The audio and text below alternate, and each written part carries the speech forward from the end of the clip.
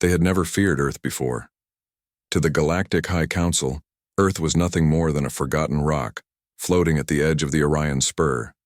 Primitive, scarred by wars, left behind by its own kind. When humanity disappeared from the galactic stage centuries ago, no one asked why, they just moved on.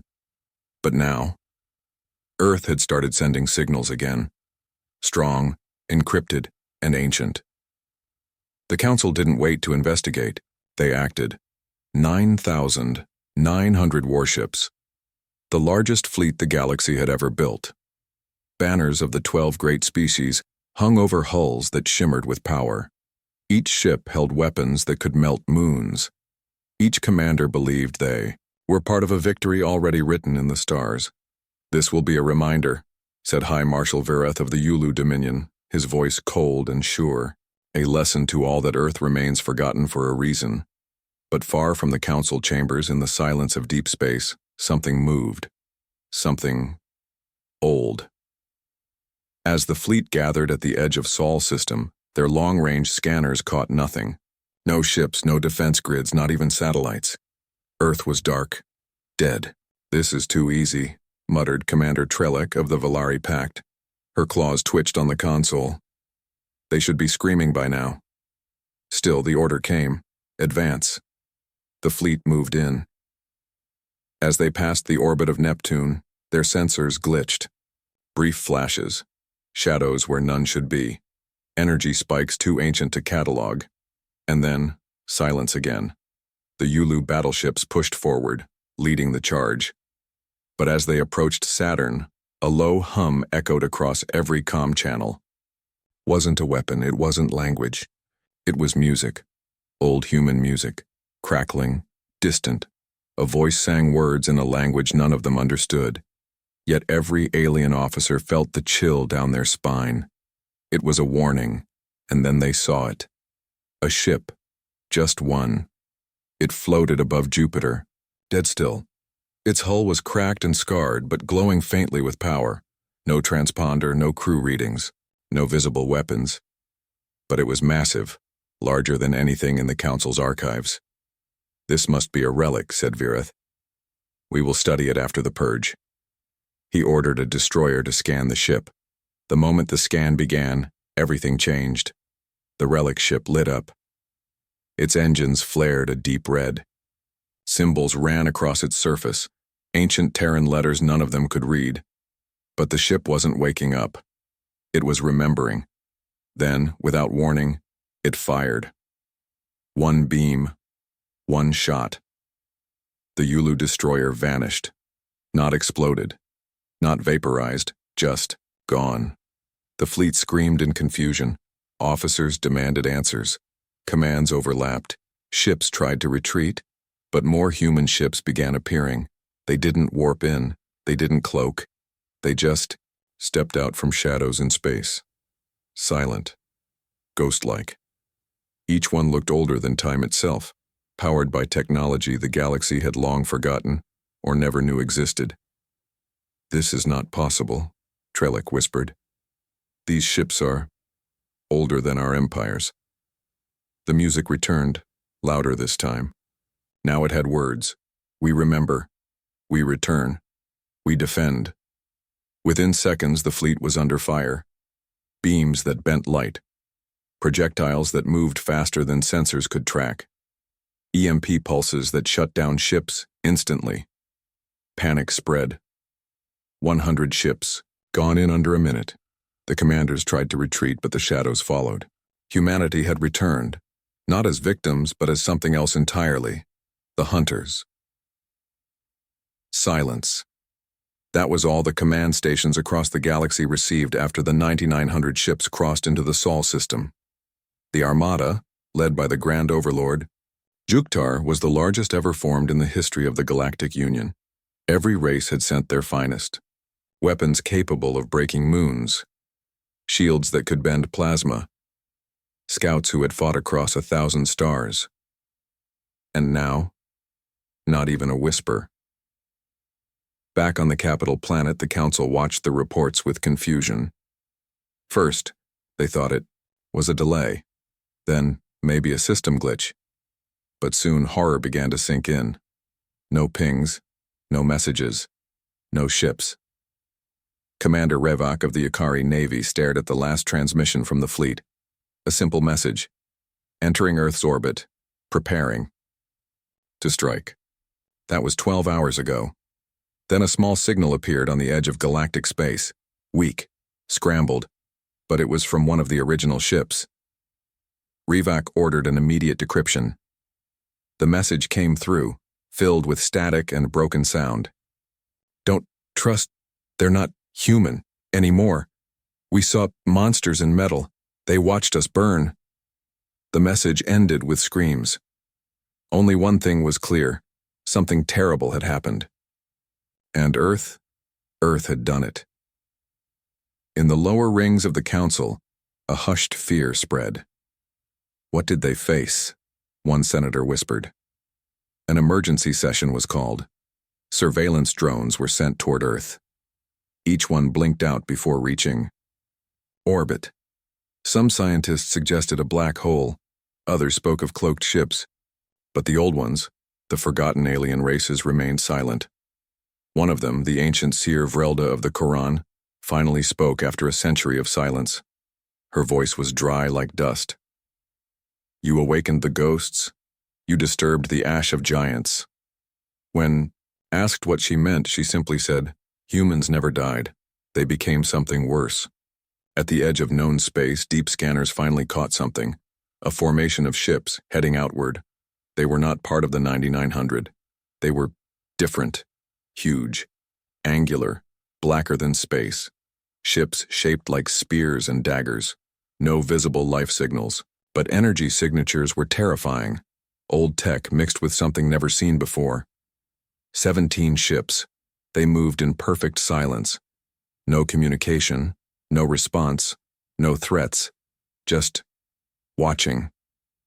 One galactic frigate attempted to follow. It vanished. Within seconds, fear gripped the council. Are they Earth's defenders? Asked a voice. No, said Revok. They are Earth's revenge.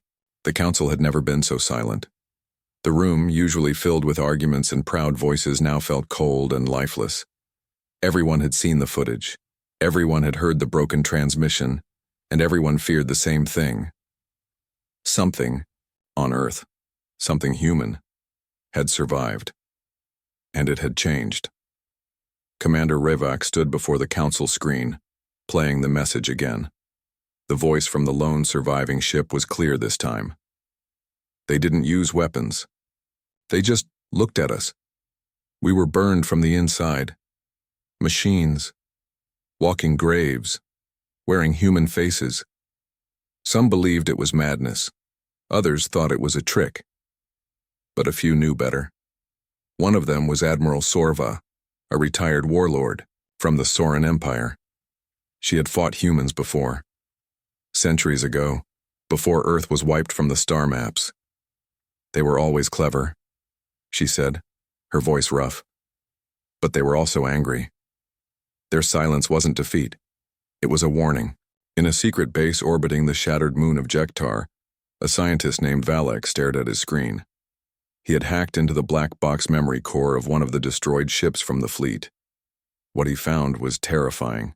It showed a recording, blurry, but clear enough. Giant humanoid machines stood on Earth's surface. Each step they took melted the ground. Their armor looked ancient, covered in strange glowing marks, and in their chests were human figures, alive, but not fully human anymore. Valek paused the recording. They merged with machines, he whispered. They've become something else. Suddenly the lights in his lab flickered. Then, his screen went dark. A line of glowing text appeared. You should not be watching this. He gasped and tried to shut the system down, but the lab doors locked. Outside his window, a shadow passed by. Smooth, silent, and massive. Something had found him. Back in the Galactic capital, panic had started. Planets began sealing their borders. Some systems turned off all long-range scans to avoid waking Earth. Fleets were recalled. Colonies abandoned. But it was too late. The 17 ships that had returned, from Sol space, were no longer idle. They had split into groups and were moving toward core worlds. One by one. Not to attack. Not yet. They just waited in orbit, watching. No demands. No weapons fired. But every planet they hovered above reported the same thing. Machines stopping, satellites going blind, and people dreaming the same dream. A world of fire, a sky full of metal angels, and voices, whispers, saying, "You forgot us. Now remember." Admiral Sorva gathered her old crew and sent a secret message to Rivak. "We have to talk," she said, "before we all vanish." Rivak met her on a hidden moon station. She opened an old file, one from 500 years ago. It showed Earth's last message before their planet was lost. "We are not what we were. Do not come looking. You won't survive what you find." But they had come. And now, something far worse was coming back. Rivak leaned forward. "What do we do?" Sorva closed the file. "We prepare for judgment." The planet Raylo 7 was known for its peace. No wars, no weapons, just farms, floating gardens, and quiet oceans. But that peace ended when the sky cracked open. A shadow fell across the fields. The sun dimmed, not because of clouds, but because a warship had arrived. One of the 17 ships that had returned from Earth. But now, it was no longer a normal ship. The metal hull twisted slowly, as if alive. Strange symbols glowed on its surface, symbols no alien race could understand. The ship didn't move, didn't speak. It just floated above the capital city, silent and watching. Inside a tower on Raylo 7, a young alien girl named Vela watched the sky with fear in her eyes. Her father, a scholar, whispered, "It's not just a ship, it's something else. Something watching us." Across the stars, panic grew. The Galactic Council called for an emergency meeting, but only half the members showed up. The rest had already gone into hiding, fearing what Earth had become. Some believed the humans had built new weapons. Others believed the humans were no longer human, but a hidden few, the old archivists, knew the truth. Earth had unlocked ancient knowledge, forbidden science, the kind that breaks the line between machine and soul. Back on Raylo 7, the warship finally moved, not toward the planet, not toward any military base, but toward a children's hospital, and then it stopped, just hovered, and then a beam of light came down. No destruction, no noise, just a single message projected in every language. "We remember kindness. This place will be spared." The people wept, some in relief, others in confusion. Why was the ship showing mercy? Then came the second message. "You destroyed us once, you tried to erase us, now you will feel what it's like to be seen and judged." On a distant asteroid station, a lone hacker named Zren managed to tap into the warship's hidden code. What he saw made his skin crawl. The ship wasn't flying itself. It was being flown by memories, human memories. Thousands of souls linked together in one machine. Soldiers, scientists, civilians, all merged into a living weapon burning with anger and sorrow. Zren gasped, "These are not warships. They are graves, filled with ghosts." Suddenly, his terminal shut off. He looked out the window and saw a second ship arrive. It had no markings, no lights, only silence. And he heard a whisper, not from the speakers, but inside his head. "Stop searching, or you will join us." In the outer colonies, fear became madness. Governments collapsed, armies refused to fight. Everyone waited, helpless as more warships spread across the stars, but none of them attacked. They didn't need to. Their presence alone was enough, and in every system they entered, machines broke down. Satellites glitched. Dreams became strange. People began hearing voices. Voices from Earth, whispers from the past, warnings from the dead. The galaxy realized something horrifying. Earth didn't send an army. Earth sent a memory so strong it could bend machines, minds, and time itself, and it was coming for the leaders. the ones who ordered the attack, and when it found them, there would be no mercy. The council homeworld of Virelis was always bright. Its towers touched the clouds. Its roads floated in the air. Its leaders believed they were untouchable, safe from any threat, even from Earth.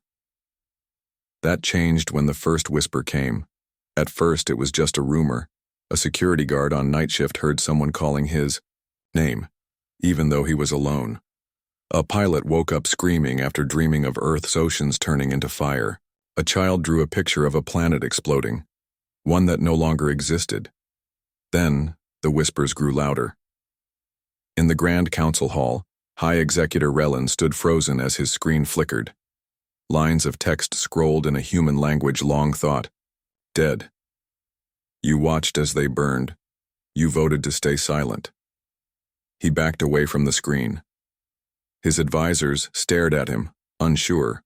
Relin shouted, "Shut it down, now." But the screen stayed on. The lights dimmed, and from the shadows came a voice not heard in centuries. Earth remembers, Executor. All across the galaxy, people began hearing voices in their own minds.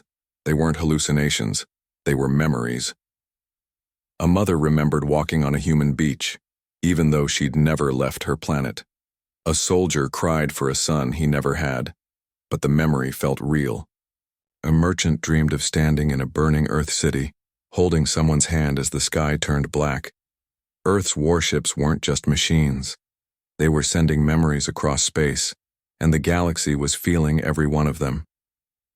Back in the Virelis research labs, a group of scientists tried to understand the signals. They decoded one fragment, and what they found shocked them. It was a recording from Earth's final day. A child asking their mother, "Why are the stars angry?" while alarms screamed in the background. That fragment spread like fire. Millions heard it. Millions cried, and the whispers changed. They weren't just pain anymore. They were questions. Why did you watch? Why did you join them? Why didn't you help? Some races, guilt-ridden, surrendered. They sent messages of peace. Some even offered themselves for judgment. But Earth's ships did not answer. They just moved. Slowly. System by system. Judging without speaking. And every time they passed by a planet, something changed. Gravity weakened. Power grids failed. People couldn't sleep. And everyone heard one thing. You cannot stop what is already remembered. One small fleet dared to attack a passing human warship. They vanished. No explosion, no wreckage, just silence. And the same message echoed across the void. No more warnings. In a dark observatory, a blind monk named Talek wept in silence. His people had once known Earth, long ago during the Age of Peace. He lit a small candle, closed his eyes, and whispered, "They are not here for war. They are here to be seen, to remind us, to make us remember." He turned to his students and said, "We did not just kill humans. We buried their truth. And now, it returns." Somewhere deep in the void, far from any star, a massive gate opened and something stepped through. Not a ship, not a fleet, but a monument, made of stone and steel, covered in names, millions of them. Human names. A voice followed it, louder than before. "We were forgotten. Now we return not as conquerors, but as a memory too powerful to ignore." And the galaxy held its breath, because it finally understood. This was not war. This was history. Waking up. The stars were no longer silent. Across hundreds of star systems, satellites cracked. Data cores shut down. Holograms flickered with static. Something ancient and powerful was moving, and the galaxy could feel it in its bones. On the edge of the Andara system, a quiet farming planet named Tessari woke to an impossible sight. In the sky, written in lines of fire, were human words stretching across the clouds. You were warned. No one knew how the message appeared. There were no ships, no drones, no signs of approach, just burning letters hanging in the air like angry ghosts. The people fell to their knees. They had supported the war against Earth 100 years ago. They thought humanity was finished. Now they realized they were only sleeping. In the galactic capital of Zarthan Prime, panic spread. Thousands marched the streets, demanding answers. Some screamed for forgiveness. Others begged for weapons. But the governors knew the truth. Weapons meant nothing. The humans were rewriting the laws of reality. Entire systems reported strange phenomena, moons vanishing, stars turning cold for seconds, voices whispering through comms that had no signal. The dare. Human fleet hadn't fired a shot in days. But fear was spreading faster than any weapon could travel. Back on Earth's last known bastion, Fort Silence, the humans watched, without emotion. Admiral Reyes stood at the window of the command ship. "Epitaph, status?"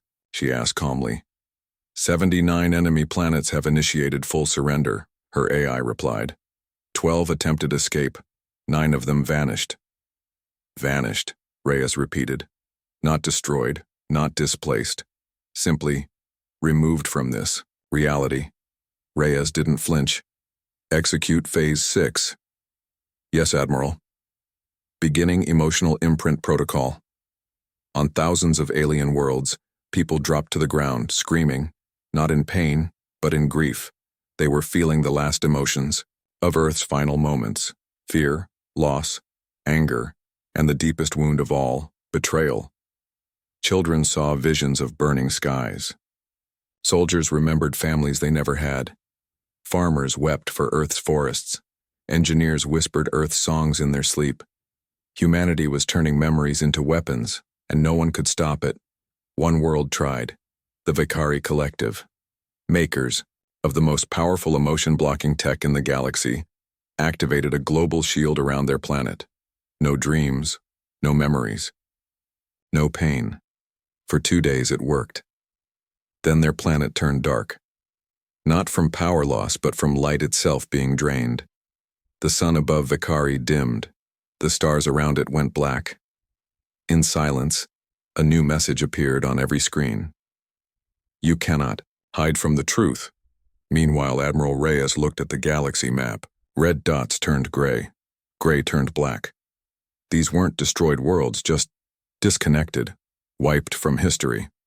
They tried to erase us, Reyes whispered. Now they will learn what it means to be erased. But something unexpected happened. On the abandoned world of Celeron 5, a small alien girl placed a drawing at the base of a ruined human monument. It was a picture of Earth. Below it, she wrote, "I'm sorry." For the first time in weeks, a human ship stopped over a planet and did nothing. No systems failed. No minds collapsed. Just silence. Peaceful silence. The galaxy noticed. Some planets began sending old books, art, and data they once stole from Earth. Others rebuilt human monuments they had destroyed. It was not surrender, it was something else. Remembrance. And the humans watched. They didn't speak. They didn't forgive. But for those who chose to remember honestly, the warships passed without judgment. Back in deep space, a single line was broadcast from the heart of the human fleet to all corners of the galaxy. We are not here to destroy. We are here to remind. What you do next is up to you. And the galaxy finally understood. This was not just revenge. It was a reckoning. One etched not in lasers or missiles, but in memory, grief, and truth. The galaxy was quiet. Not peaceful, just quiet. A heavy silence hung across 1,000 worlds. Everyone was watching the sky, waiting to see what the humans would do next. Earth's warships floated like ghosts. They didn't speak. They didn't move fast. But their presence was felt like a storm held back by thin glass. On the outer rim of Sector Valtris, a council emergency meeting had been called. Leaders from over 90 species gathered in a hall that once cheered for Earth's destruction. Now, their faces were pale, their words fearful. What do they want? Why haven't they attacked? What if we apologize? But no one had an answer, not until a figure entered the chamber. wearing a tattered Earth uniform. She was human, but her face was calm, eyes filled with something heavier than hate. History. "I am Commander Ilara Monroe," she said. "And I'm not here for your surrender." The room held its breath. She placed a small silver cube on the floor. It lit up, projecting a hologram of Earth, green, blue, and alive. "This is what you helped destroy." Another flicker. Earth in flames. Screams echoed through the chamber, cities falling, children crying. "And this," she continued, "is what we remember." Some leaders covered their faces. Some cried. A few collapsed. Ilara let them feel the truth, not with weapons, but with memory. "The human fleet stands in judgment," she said. "But it is not death we bring." She pointed at the stars. "We came to remind you, to force you to remember what you chose to forget." One of the alien chancellors stood up. His voice cracked. "Then, what happens now?" Ilara stepped forward. "You will build monuments, not for us, but for what you did. You will teach your children not lies but history. You will carry the names of those you betrayed." A pause. "And if you forget again, we will return." Across the galaxy, Earth's message was delivered, not through terror, but through truth. Warships hovered over schools, not battlefields. Messages were sent into dreams. Humans didn't conquer. They made the galaxy feel what they had tried to bury, and it changed everything. On the broken world of Zenthia, a child painted Earth on the walls of her home. On Corin's moon, statues of lost human cities were carved beside alien ones. And on the shattered ruins of Earth's old colonies, aliens and humans stood side by side, planting trees where once there had been fire, but not all chose peace. Some worlds ignored the message. They shut their skies, burned the statues, taught their children nothing. They thought the humans would forget. They were wrong. One by one, those worlds simply vanished. No ships, no sound, just silence, as if they had never existed. Back aboard the human command vessel, Admiral Reyes received the final report.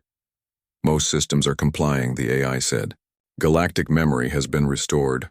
Honesty has returned." "And the rest?" Reyes asked. "They have been removed." She nodded once. "Then the mission is done." Earth's fleet turned, not to stay, not to rule, but to leave. Leaving. Behind not destruction, but legacy. A reminder that even when a race is forgotten, even when it's buried in lies, even when it is nearly erased, truth always returns. And sometimes, it returns in ships made of vengeance.